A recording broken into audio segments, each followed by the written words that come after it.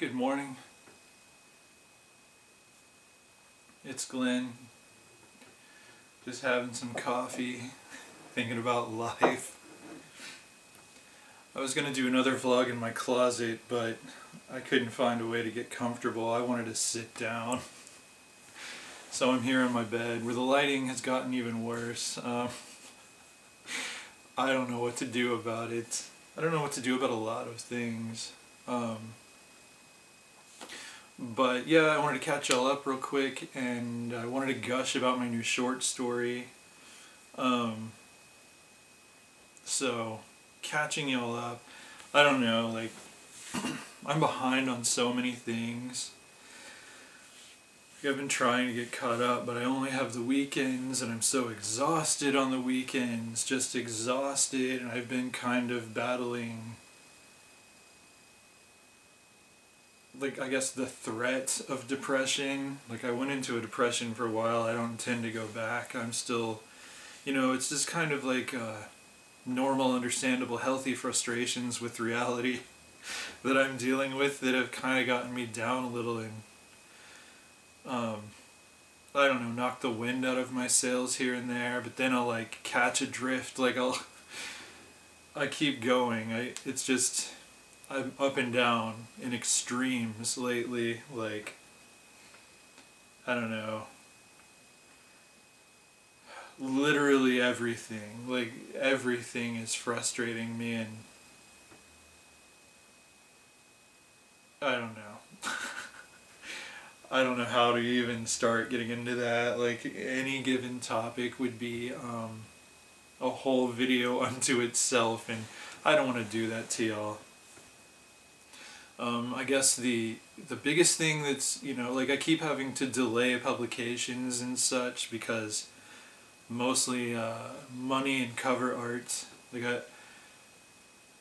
I'm in this financial pit that keeps getting bigger, like, and there's literally nothing I can do about it. Like, I've done the things I can do, and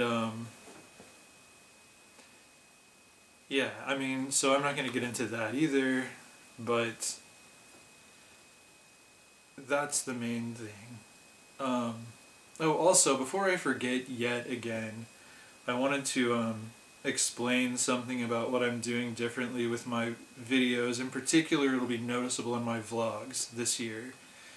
And that is, I'm trying to get ahead. I have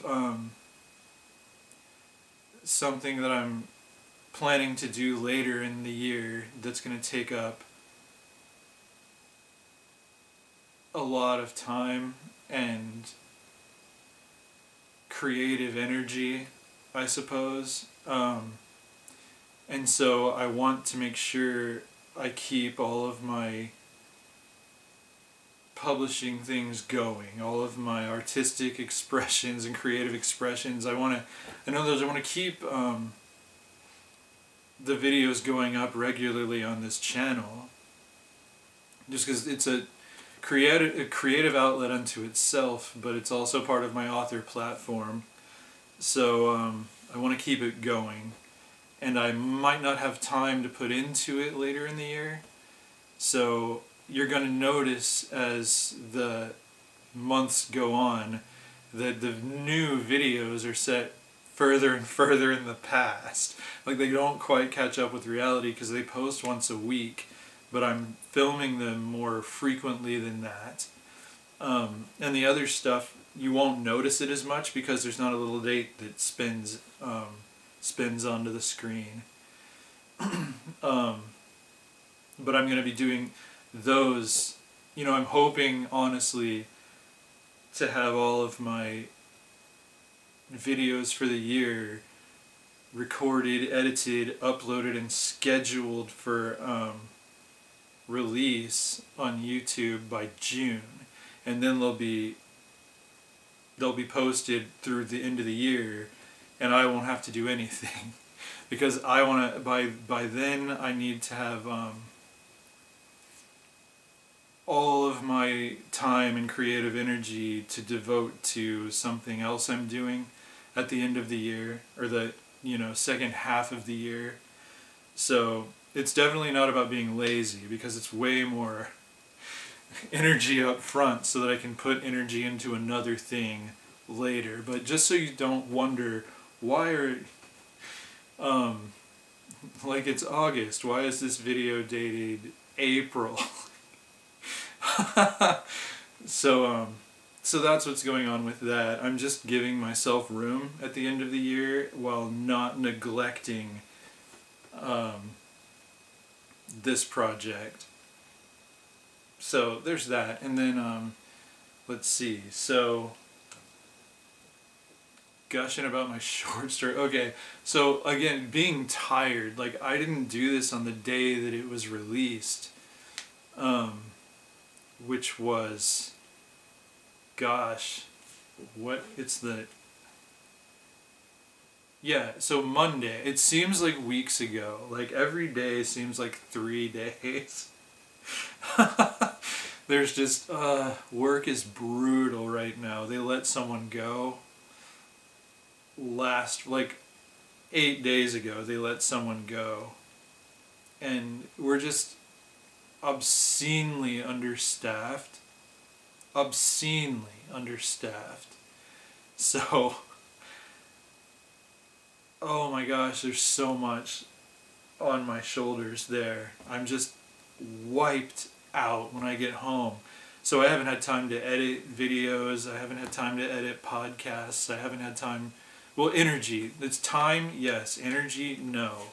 I get home and I have to fight not to just shut my eyes for the brief hour or two that I have to myself.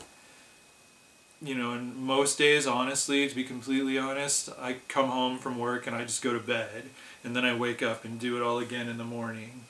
So, and that lends itself to depression. That's something I'm trying to get away from. But I've been wanting to make this video for, like, gosh, since Monday. And it's Saturday. So, yeah, but anyway. So my new short story came out, The Theomorph, on Monday. And, honestly, there's not that much to say about it. It's kind of fun because, like, back when I first started writing, I think my first 3 publications were short stories. I've written a lot of short fiction. It's a medium that I really love because, I don't believe in forcing a story to be longer than it needs to be or shorter than it needs to be. Like, I've had things that I think are short stories that run really long, and I wind up releasing them as a hardback, when I have other people saying, well, just cut it, just cut stuff. And I'm like, but it needs to be that long. I'm not going to force a novel to be a short story. And I'm not going to force a short story to be a novel. Like this. So I love the medium of short fiction because you can get a lot of impact out of just a few pages, And that's what's great about it. Like, to me, I think a novel is generally, it's focused on the characters, character development, the growth of a character. A short fiction piece is focused more on the plot. This is how I look at it. In long form fiction, the plot serves the characters. In short form fiction, the characters serve the plot. Like, there's a point you're trying to make, there's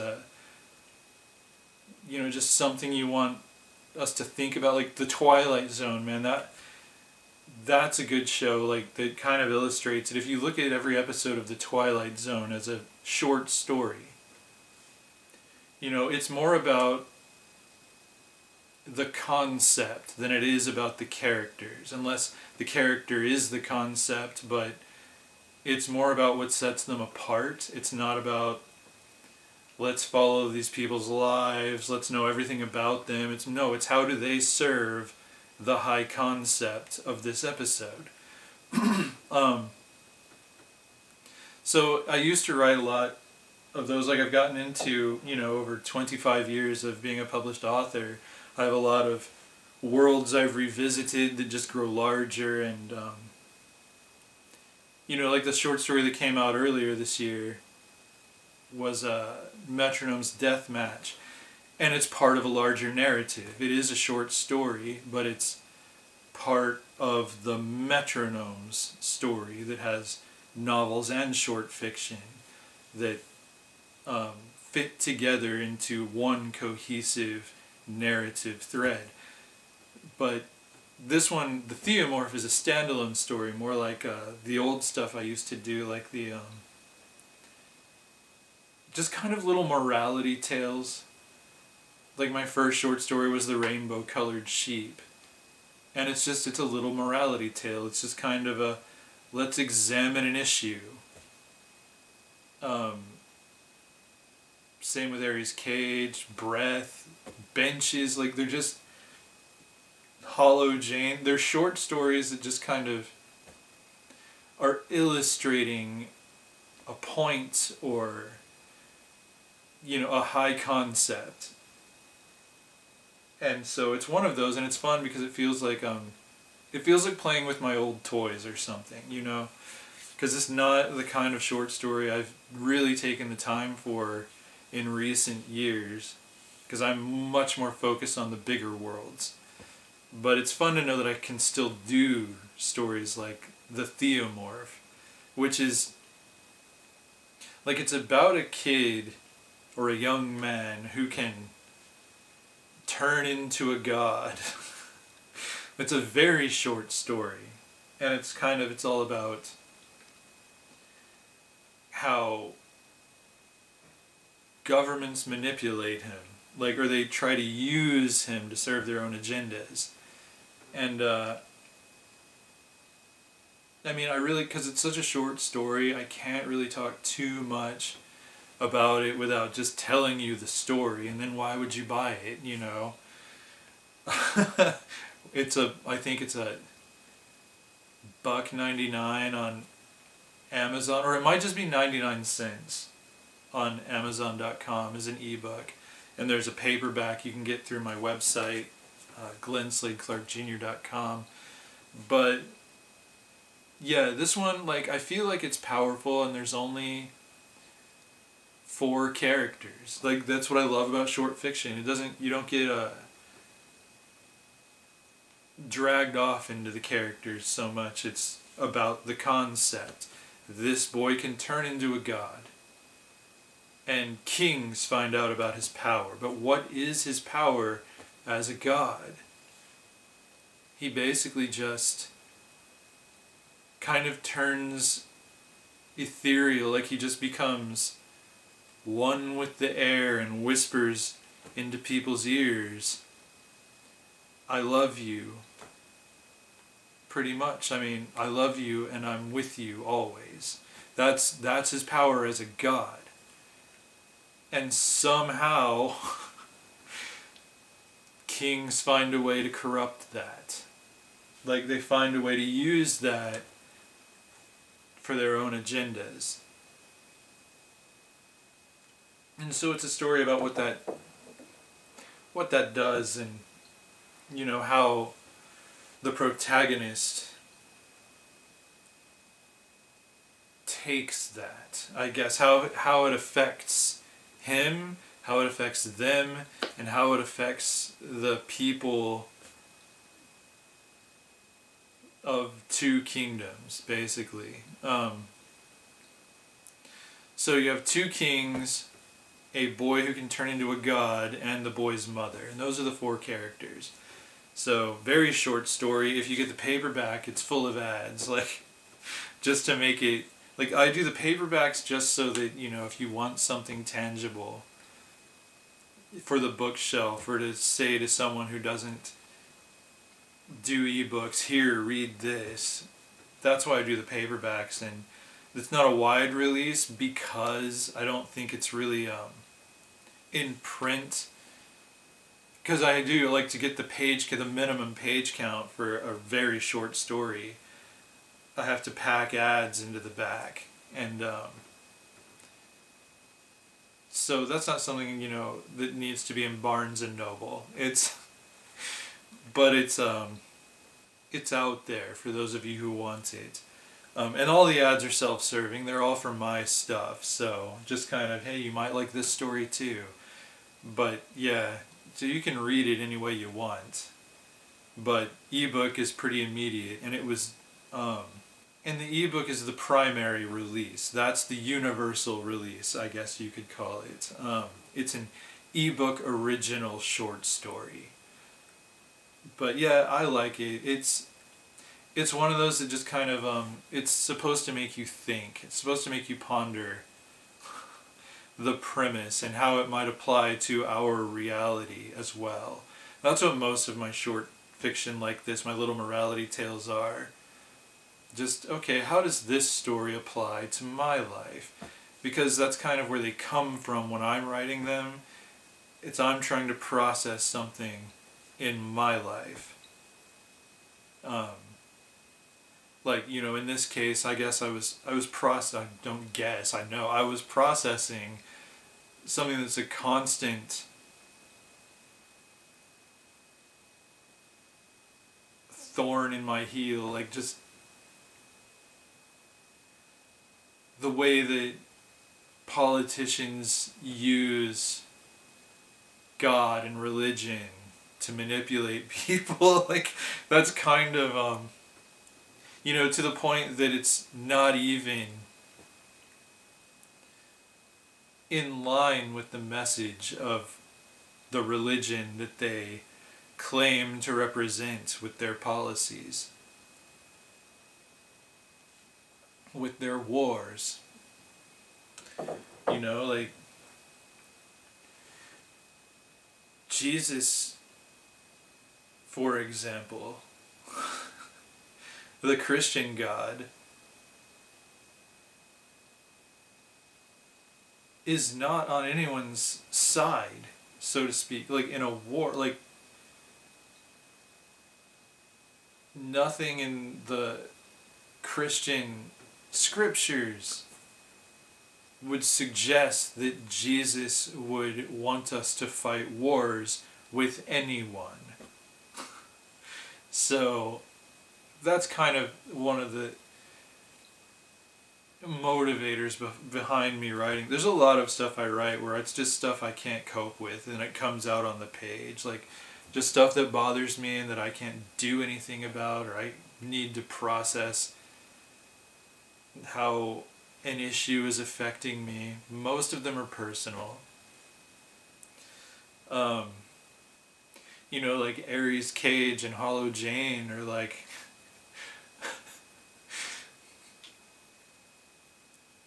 me being bitter about romantic relationships that went south. Like, it's like how musicians write their breakup songs. I write short fiction about death.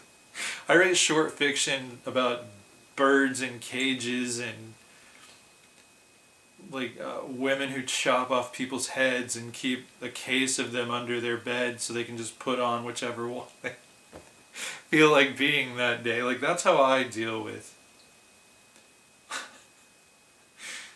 that sort of thing. I don't write, there's a tear in my beer or whatever kind of songs. I write crazy fiction and I process it. So that's what it is with this. I feel really low energy, but I think I've explained that. I'm wiped out, y'all. I'm so tired. But it is what it is. I mean, there's a lot going on, and all of it right now is a struggle. But we're getting there. Oh, okay, so happier story. Yeah, like, on the bright side of my life, I befriended a bird. A bird, like, two birds made a nest in an unfortunate place. And so, I don't know, I kind of bonded with this bird. Like, because they made a nest in the building I work in, which really worries me. And so like it was raining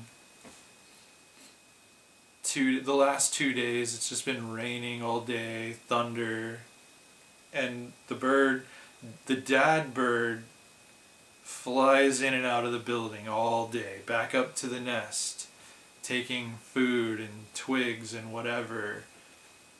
He's always carrying something.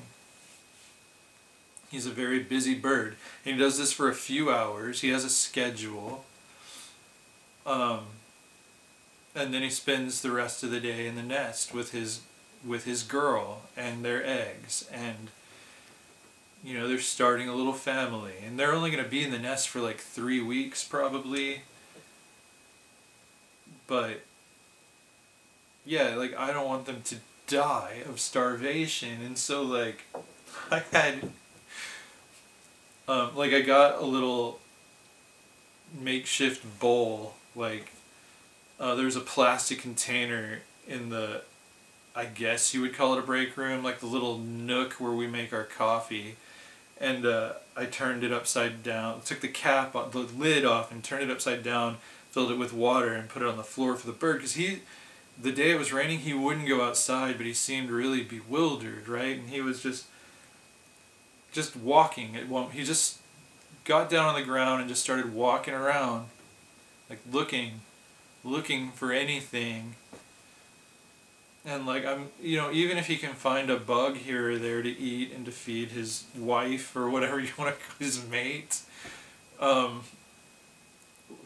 there's no water. So I put the water down kind of in the area he was walking, and like he saw me and walked away, and I just set it down. I'm like, oh, don't fly away, you need to see this, and I put it down, and then I walked away, and then I sat down and just kind of watched, and I'm like, I hope he goes to the water, because I want him to figure that out. I want him to know he can drink. And slowly but surely he cautiously approached the little makeshift water bowl, and then he stared at me, and then he looked at the water, then he looked back at me, and then he looked back at the water, and he started drinking. And I was like, yes, he's gonna live. And then like when he was finished drinking, he just kind of puffed out and squatted down by the bowl and just stared at me. For like 20 minutes, he just stared at me. And I'm like, that's right, we're bonding, I guess. I got you, bird, Mr. Bird. And then, he flew away when the manager came out. But I don't know. Like, I think he mostly gets,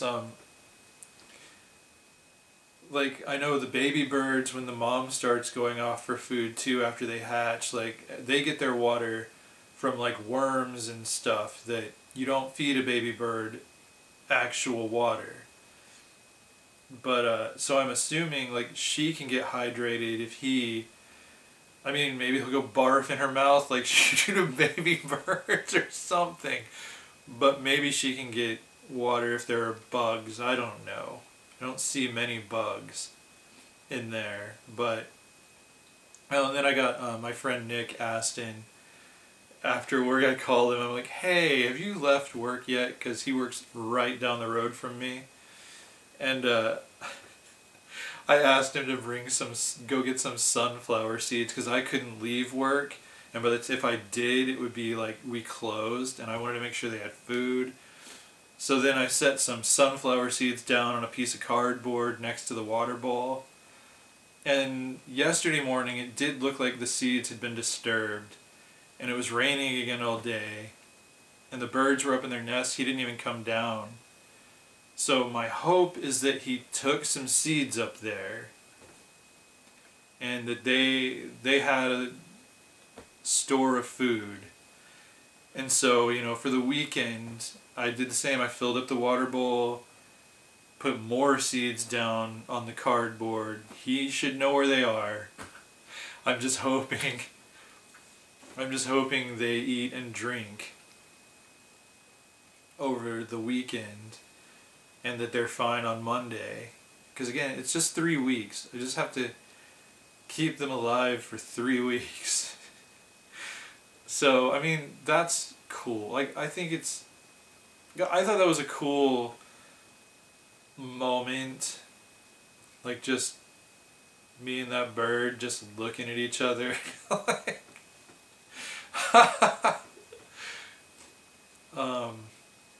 But yeah, so that's pretty much everything. Like, you're caught up now. I'm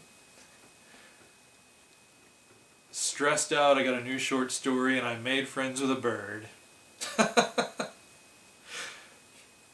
So that's the vlog for now. Like, subscribe if you feel like it.